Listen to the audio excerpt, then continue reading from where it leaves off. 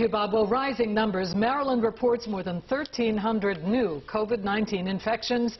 And while the number of new hospitalizations appears to be leveling off, the percentage of people testing positive is climbing. Many top Maryland doctors are concerned about the increase in infections. WJZ investigator Mike Helgren is live at the Convention Center following the latest developments in Maryland's road to recovery. Mike. Vic, Denise, we do have some good news when it comes to vaccinations. According to the governor's office, 75% of people aged 65 and older have been vaccinated, and 39% of Maryland adults have received at least one shot.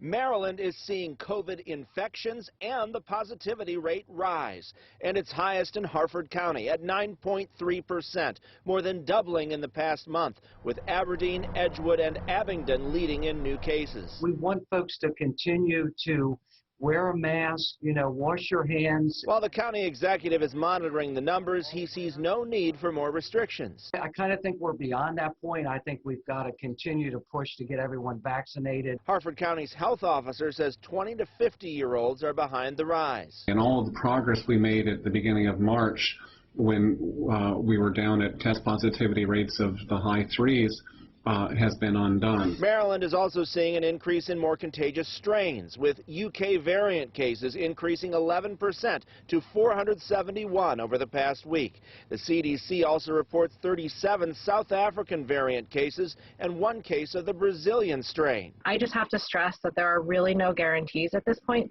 I am optimistic about the rollout of vaccines. I think we very well could be putting ourselves on a path to normalcy, but that is only if we continue to do the hard work that we have been doing, and to continue to do that for the next few months.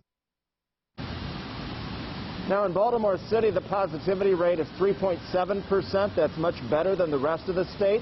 But even that has doubled over the past 4 weeks, and the number of cases here in Baltimore City is up 122% in that same time period.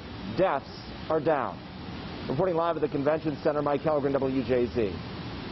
All right, thank you, Mike. Well, even as the pandemic continues to impact the state's economy, Governor Hogan says Maryland's budget is in a much better place thanks to the influx of billions of dollars from the federal government and the most recent stimulus bill.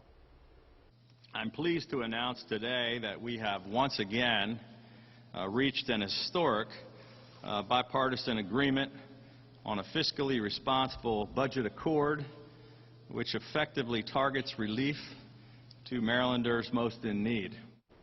Now, most of the federal money, $1.1 billion, will be dedicated to shoring up the state's unemployment insurance program over the next 2 years. Other money will be dedicated to the battle against COVID and to the safe reopening of schools.